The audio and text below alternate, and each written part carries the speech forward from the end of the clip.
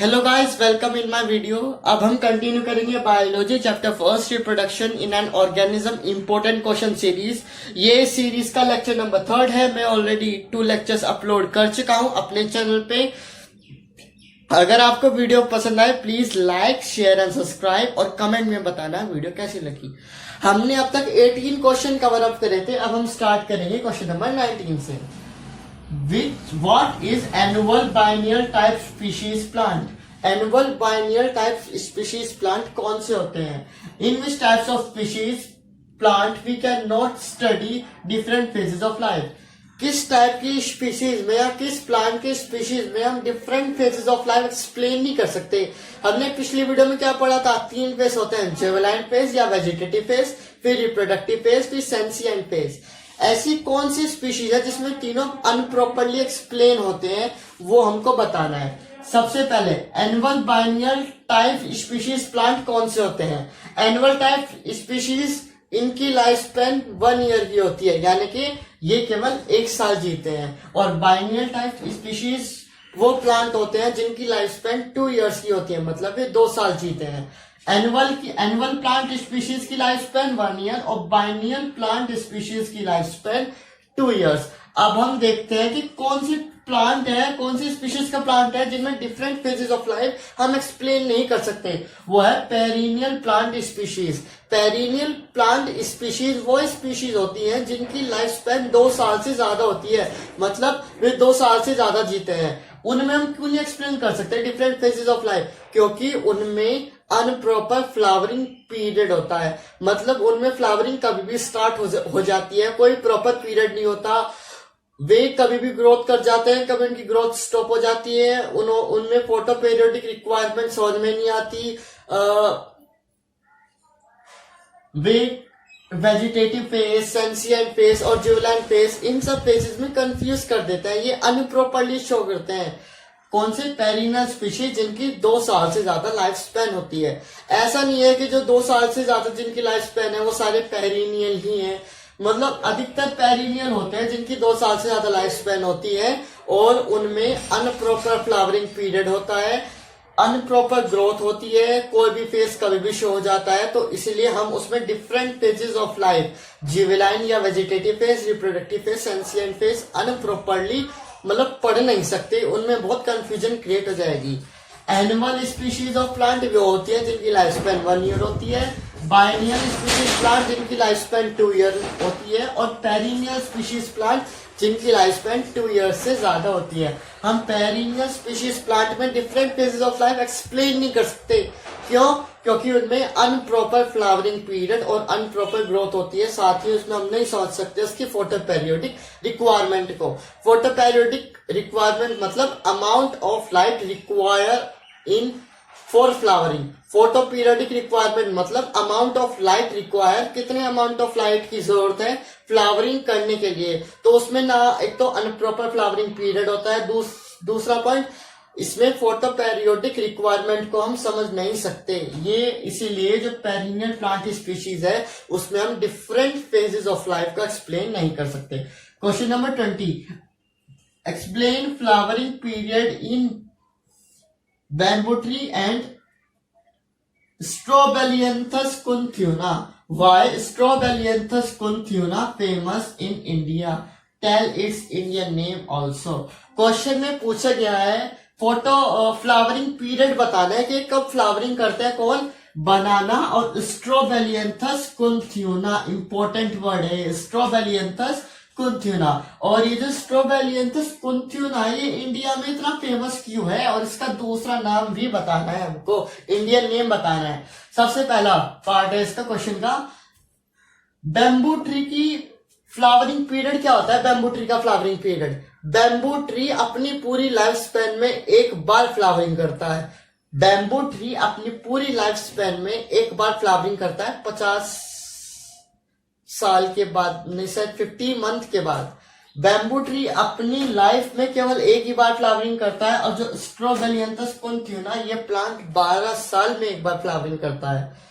मैं दोबारा रिपीट कर रहा हूं, जो बैम्बू ट्री होता है वो अपनी पूरी लाइफ स्पैन में केवल 1 बार फ्लावरिंग करता है और स्ट्रोबेलियंथस कुंथ्यूना 12 साल में एक बार फ्लावरिंग करता है। अब ये जो स्ट्रोबिलियंथस कुंथियुना है ये इतना इंडिया में फेमस क्यों है? क्योंकि जब 12 साल में ये एक बार फ्लावरिंग करता है, इतना सुंदर प्लांट है ये, सॉरी फ्लावर है, इसको देखने हजारों लाखों टूरिस्ट आते हैं इंडिया में इस फ्लावर को देखने।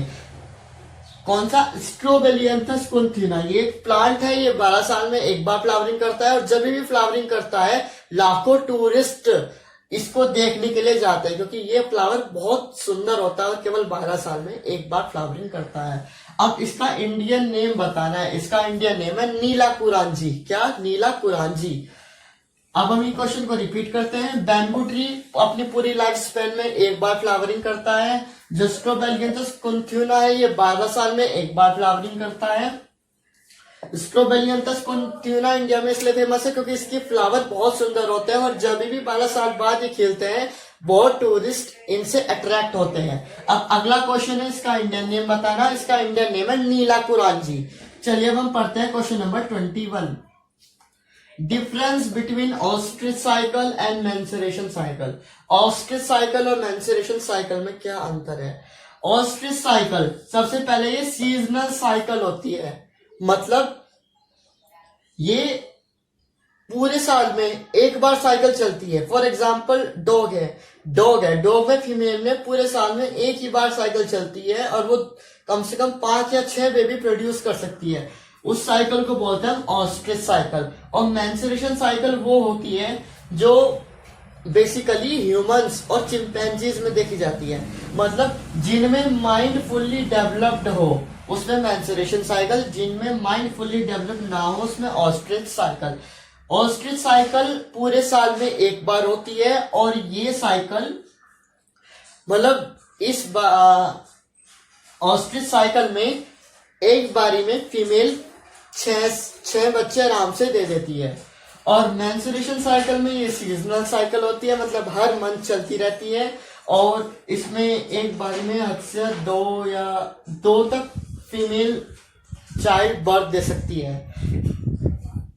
ऑस्ट्रिच साइकिल में बेसिकली उन ऑर्गेनिज्म में चलती है जिनका माइंड फुल्ली डेवलप्ड नहीं होता, जैसे डॉग, कैट। और मेंसुरेशन साइकिल उनमें चलते हैं जिनका माइंड फुल्ली डेवलप्ड होता है, जैसे चिंपैंजी और ह्यूमन। चलिए इसका डिफरेंस एनसीईआरटी में अच्छे से दे रखा है, आप पढ़ सकते हैं। Question number 22। Difference between continuous breeders और सीजनल ब्रीडर्स। कंटिन्यूअस ब्रीडर्स जो कंटिन्यूअस ब्रीडिंग कर सकते हैं, मतलब यहाँ पे बात बेसिकली फीमेल की हो रही है। फीमेल ऐसे ह्यूमन है, ह्यूमन में फीमेल हर मंथ एग बनाती है, हर मंथ। तो वो किस में आएगी? Continuous breeders. वो हर मंथ अपनी प्रेगनेंसी को अगर वो चाहे तो गेन कर सकती है। अब उसके बाद सीजनल ब्रीडर्स। सीजनल ब्रीडर्स भी होते हैं जो पूरे मंथ में, मतलब एक पर्टिकुलर टाइम पीरियड उनका फिक्स है, उनमें कोई मतलब हर मंथ नहीं होता, पूरे साल में केवल एक बार या 2 बार करते हैं। मतलब जो फीमेल है उनमें एक साल में एक बार ही तो चलती है ऑस्ट्रिच साइकिल। जिनमें ऑस्ट्रिच साइकिल चलती है वे तो हो जाएंगे सीजनल ब्रीडर्स, जिसमें मेंसुरेशन साइकिल चलेगी वो होंगे continuous breeders. Seasonal breeders basically वो होते हैं, वो ऑर्गेनिज्म होते हैं जो पूरे साल में, जैसे फीमेल है, फीमेल पूरे साल में एक ही बार 5 से 6 ओवम बना देती है, तो वो कौन किस में आ जाएंगे? सीजनल ब्रीडर्स में। और ह्यूमन हर मंथ फीमेल ओवम बनाती है, वो आ जाएंगे कंटिन्यूअस ब्रीडर्स में। Which type of cycle occur in female in those organism? In organism में कौन सी टाइप ऑफ साइकिल चलती है फीमेल में? कंटिन्यूअस ब्रीडर्स वो होते हैं जो कंटिन्यूअसली ब्रीडिंग कर सकते हैं, for example human. Continuous breeders में चलेगी मेंसुरेशन साइकिल। और सीजनल ब्रीडर्स जो पूरे साल में एक बार फीमेल एक बार ओवम प्रोड्यूस करती है और वो कम से कम 7 या 8 ओवम प्रोड्यूस कर देती है पूरे साल में एक बार, तो वो आ जाएंगे सीजनल ब्रीडर्स में। और सीजनल ब्रीडर्स में चलेगी mensuration cycle, sorry ostrich cycle. Continuous breeders में चलेगी मेंसुरेशन साइकिल और सीजनल ब्रीडर्स में चलेगी ऑस्ट्रिच साइकिल। कंटिन्यूअस ब्रीडर्स और इसमें चलेगी mensuration cycle, example human being. Seasonal breeders में चलेगी ऑस्ट्रिच साइकिल, एग्जांपल आ जाएंगे डॉग और कैट। चलिए question number 23। What is fertilisation? Tell it another name also. Ovum और स्पर्म का मीट करना फर्टिलाइजेशन, और अनदर नेम है इसका सिनगेमी। पढ़ा होगा, बहुत बेसिक सा क्वेश्चन है, ऐसे इतना आसान क्वेश्चन आता नहीं है, बोर्ड हमेशा टिपिकल लेवल के ही क्वेश्चन पूछता है, लेकिन पता होना चाहिए फर्टिलाइजेशन ओवम और स्पर्म का मिलना। 24 what is gametogenesis, what it is haploid और डिप्लॉइड इन नेचर। गैमेटोजेनेसिस क्या होती है, ये वो हैप्लॉइड होती है डिप्लॉइड होती है, क्वेश्चन में हमसे ये पूछा गया है। What is gametogenesis, formation of gametes by the mother cell is known as gametogenesis. कोई भी मदर सेल है वो 2n कंडीशन में है, उसने गैमेट्स बनाए n कंडीशन में, और बाद में after the gametogenesis, gamete formation के बाद, गैमेट बनने के बाद वे गैमेट आपस में फ्यूज कर जाते हैं, ठीक है, और एक न्यू इंडिविजुअल बना लेते हैं। तो what is gametogenesis, formation of gametes by mother cell. Suppose कोई मदर सेल है जो कि 2n कंडीशन में है, वो गैमेट्स बना रही है n कंडीशन में 2। कोई भी मदर सेल 2n कंडीशन में है, उसने n गैमेट्स बना दिए हैं मियोसिस करके। इस प्रोसेस को बोलेंगे हम गैमेटोजेनेसिस। जो मदर सेल है वो तो है डिप्लॉइड इन नेचर, और जो न्यू गैमेट बने हमारे वो है हमारे haploid in nature. Means to say that the formation of gametes by the mother cell is known as gametogenesis. It is haploid in nature. क्यों? क्योंकि जो डिप्लॉइड मदर सेल है उसने मियोसिस करी। मियोसिस क्या होता है? Reductional division. तो 2n से n बन गए, तो जो n है वो क्या है? हमारे गैमेट्स। तो जो गैमेटोजेनेसिस है और जो फॉर्मेशन ऑफ गैमेट्स है वो हैप्लॉइड इन नेचर है। डिप्लॉइड मदर गैमेट्स बनाती है मियोसिस करके, जिसको हम बोलते हैं रिडक्शनल डिवीजन, और जो बनते हैं गैमेटोजेनेसिस के बाद वो होते हैं गैमेट्स। गैमेट्स कौन से नेचर के होते हैं? हैप्लॉइड इन नेचर के। क्वेश्चन नंबर 25, डिफरेंस बिटवीन, हमको इन सब के बारे में डिफरेंस बताना है एग्जाम्पल के साथ। चलिए हमको डिफरेंस बताना है एग्जाम्पल के साथ। सबसे पहला आइसोगैमेट्स और हेट्रोगैमेट्स। आइसोगैमेट्स को हम होमोगैमेट्स ही बोलते हैं। आइसोगैमेट्स मतलब सेम गैमेट्स, मतलब मेल और फीमेल के दोनों के गैमेट्स सेम है। हम एग्जाम्पल लेंगे इसमें क्लैडोफोरा का। क्लैडोफोरा जो फंगस होती है उनके दोनों के गैमेट्स सेम होते हैं, मदर के भी और फादर के भी। उसको बोलेंगे हम आइसोगैमेट्स। और हेट्रोगैमेट्स वो होते हैं जिनके गैमेट्स डिफरेंट होते हैं, जैसे ह्यूमन है। ह्यूमन में मेल में क्या होता है? स्पर्म। फीमेल में होता है ओवम। ये किसका है? क्लैडोफोरा का एग्जाम्पल। ये किसका है? हमारा ह्यूमन का एग्जाम्पल। आइसोगैमेट्स, आइसोगैमेट्स का दूसरा नाम होमोगैमेट्स, मतलब सेम गैमेट्स। सेम गैमेट्स का क्या मतलब है? मेल और फीमेल दोनों सेम गैमेट्स है, उनमें कोई स्ट्रक्चरल डिफरेंस नहीं है। आइसोगैमेट्स और होमोगैमेट्स का मतलब है मेल और फीमेल के जो गैमेट्स हैं उनमें कोई स्ट्रक्चरल डिफरेंस नहीं है। हेट्रोगैमेट्स का मतलब क्या होता है? दोनों डिफरेंस है। फॉर एग्जाम्पल ये ले लो आपने क्लैडोफोरा का एग्जाम्पल। ये क्या है? ये है हमारा किसका एग्जाम्पल? आइसोगैमेट्स और होमोगैमेट्स का। दोनों गैमेट्स बिल्कुल सेम है, कोई स्ट्रक्चरल चेंज नहीं है। और हेट्रोगैमेट्स मतलब दोनों गैमेट्स अलग अलग है। एग्जाम्पल ह्यूमंस का आ जाएगा। ह्यूमन में स्पर्म स्पर्म मेल में हो गया और ओवम फीमेल में हो गया। इन दोनों की शेप अलग है, दोनों अलग है, तो ये दोनों एक दूसरे के सिमिलर नहीं है, तो इसलिए ये हमारे हेट्रोगैमेट्स। Example human. इन दोनों का स्ट्रक्चरल सेम है, वे एक दूसरे के बिल्कुल सेम है। सेम का मतलब होमो, तो इसलिए इनको बोला हमने होमोगैमेट्स और आइसोगैमेट्स। Example Cladophora. चलिए अब अगला है हमारा बाइसेक्सुअल और यूनिसेक्सुअल। बाइसेक्सुअल वो ऑर्गेनिज्म होते हैं, चाहे वो फ्लावर हो, सब पूरी अर्थ पे जितने भी लिविंग ऑर्गेनिज्म है सब पे अप्लाई करती है टर्म बाइसेक्सुअल और यूनिसेक्सुअल। बाइसेक्सुअल वो कि किसी पर्टिकुलर एक ऑर्गेनिज्म में दोनों मेल और फीमेल पार्ट हैं, और यूनिसेक्सुअल वो किसी यूनिसेक्सुअल किसी एक ऑर्गेनिज्म में या तो मेल है या फीमेल है। For example earthworm bisexual organism है, मतलब एक अर्थवर्म में दोनों पार्ट होते हैं, मेल पार्ट भी और फीमेल पार्ट भी। और जो हमारा यूनिसेक्सुअल ह्यूमन है, ह्यूमन में मेल अलग होते हैं फीमेल अलग होते हैं, वे होते हैं हमारे यूनिसेक्सुअल। यूनिसेक्सुअल मतलब हर एक इंडिविजुअल ऑर्गेनिज्म में एक सेक्स है, या तो वो मेल है या फीमेल है। और बायसेक्सुअल मतलब एक ऑर्गेनिज्म में दोनों है, मेल भी है और फीमेल भी है। बायसेक्सुअल का एग्जांपल आ जाएगा हमारा अर्थवर्म, यूनिसेक्सुअल का आ जाएगा हमारा ह्यूमन। अब अगला टर्म है मोनीशियस और डाइशियस, ये है प्लांट के लिए, फ्लावरिंग प्लांट के लिए।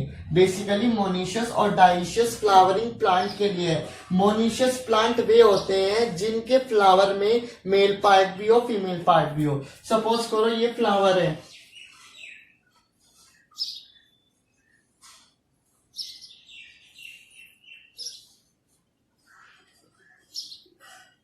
इसमें फीमेल पार्ट तो ये रहा और मेल पार्ट भी प्रेजेंट है। इस कंडीशन को बोलेंगे हम मोनीशियस। एग्जाम्पल आ जाएगा चारा। जो चारा का जो प्लांट होता है उसमें उसके फ्लावर में मेल पार्ट भी होता है फीमेल पार्ट भी होता है। अब बारी डाइशियस। डाइशियस का मतलब है किसी एक पर्टिकुलर फ्लावर में या तो मेल होंगे या फीमेल होंगे, उस प्लांट को बोलेंगे हम डाइशियस। सपोज करो हमने इसमें से मेल पार्ट हटा दिया, केवल फीमेल पार्ट है, तो इस कंडीशन को बोलेंगे हम डाइशियस। और इसका एग्जाम्पल है मार्चेंटिया। मोनीशियस का मतलब एक फ्लावर में मेल और फीमेल पार्ट दोनों प्रेजेंट है। एग्जाम्पल हमारे मोनीशियस के आ जाएंगे चारा प्लांट। डाइशियस मतलब एक फ्लावर में या तो मेल है या फिर फीमेल है, उसका एग्जाम्पल आ जाएगा हमारा मार्चेंटिया। अब अगली कंडीशन है होमोथैलिक और हेटेरोथैलिक। होमोथैलिक, ये बात करी यहाँ पे फंगस की। आइसोगैमेट्स और हेटेरोगैमेट्स, गैमेट्स के ऊपर बात की थी। आइसोगैमेट्स और होमोगैमेट्स का मतलब सेम गैमेट्स, दोनों का स्ट्रक्चर सेम है। एग्जांपल क्लाइडोफोरा। हेटेरोगैमेट्स, दोनों गैमेट्स अलग अलग हैं। Example human. बाइसेक्सुअल, जिसमें एक पर्टिकुलर ऑर्गेनिज्म में दोनों पार्ट है, मेल और female part. Example earthworm. Unisexual में एक ऑर्गेनिज्म में केवल एक ही पार्ट है, या तो वो मेल है या फिर फीमेल है। Example human being. मोनीशियस मतलब एक फ्लावर में दोनों पार्ट मेल और फीमेल पार्ट। एग्जांपल चारा। डाइशियस, एक फ्लावर में क्या है, एक ही पार्ट है, या तो मेल है या फिर फीमेल है। एग्जांपल क्या आ जाएंगे डाइशियस के? एग्जांपल है हमारे डाइशियस के मार्चेंटिया। होमोथैलिक और हेटेरोथैलिक, बेसिकली यहाँ पे फंगस की बात की हुई है। जिस फंगस में दोनों पार्ट है, किसी एक पर्टिकुलर फंगस में दोनों पार्ट है, मेल पार्ट भी और फीमेल पार्ट भी, उसको हम बोलेंगे होमोथैलिक। और जिस पर्टिकुलर फंगस में पर्टिकुलर एक ही पार्ट है, या तो मेल हो या फीमेल हो, उस कंडीशन को बोलेंगे हम हेटेरोथैलिक। अब बेसिकली आपके मन में क्वेश्चन ये आ रहा होगा, जो फंगस है वो तो सेक्सुअल रिप्रोडक्शन करती है, कुछ फंगस ऐसी भी हैं जो सेक्सुअल रिप्रोडक्शन करती हैं।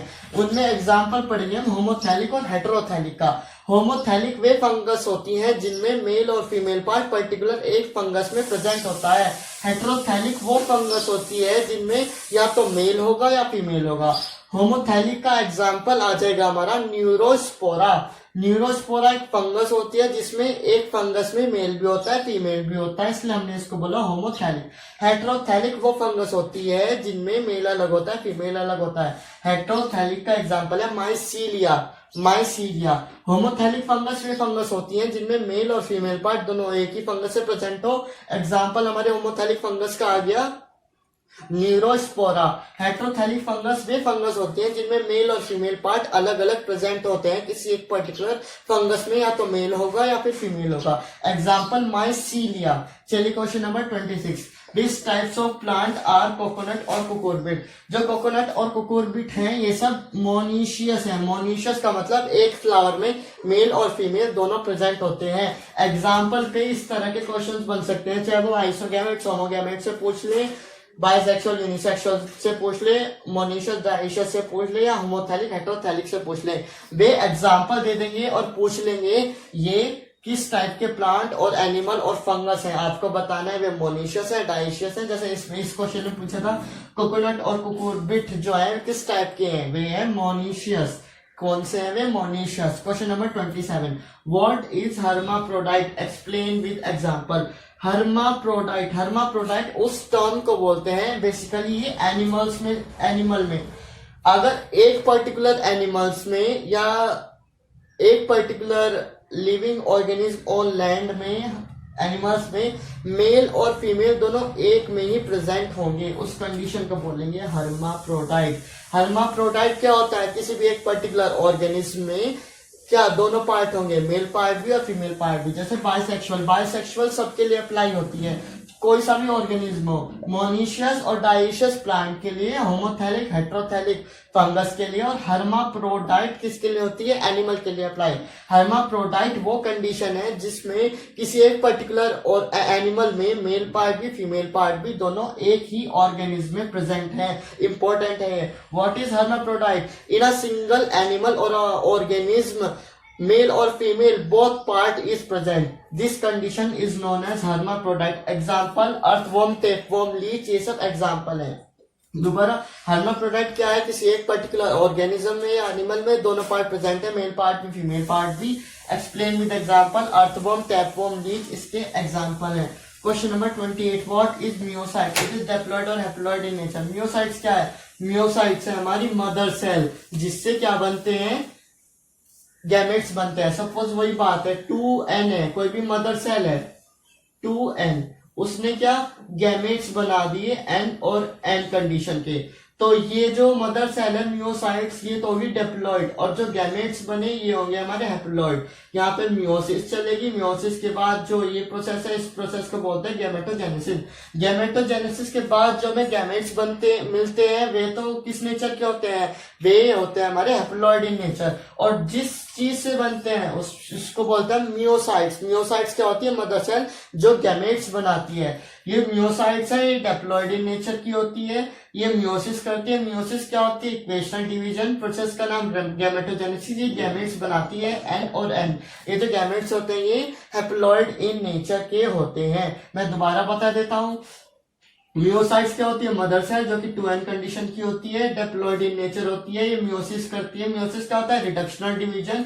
गैमेटोजेनेसिस प्रोसेस से गैमेट्स बनाती है, और ये जो गैमेट्स होते हैं ये haploid in nature, n in nature के होते हैं। आज की वीडियो में इतना ही। ये पार्ट नंबर 3 आपका इस इंपॉर्टेंट क्वेश्चन सीरीज का कंप्लीट हो चुका है। अब अगर आपको वीडियो अच्छी लगे please like, share and subscribe.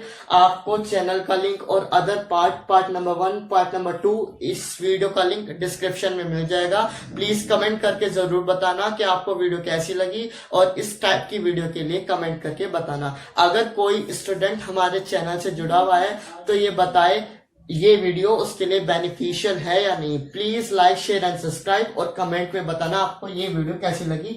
And wait for part number 4 important question series of chapter number 1, reproduction in an organism.